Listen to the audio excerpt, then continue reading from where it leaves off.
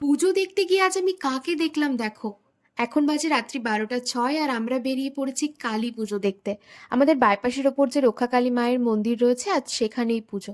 প্রতি বছর খুব জাঁকজমক করে এই মন্দিরে পুজো হয়। এই যে বড় বড় কড়াই দেখতে পাচ্ছ, এতে রান্না হচ্ছে মায়ের জন্য বিভিন্ন ধরনের ভোগ। ভোরবেলা লাইন দিয়ে দাঁড়ালে এই ভোগ পাওয়া যায়। আর প্রচণ্ড ভিড় হয়েছে। এদিকে মায়ের পুজোও শুরু হয়ে গেছে।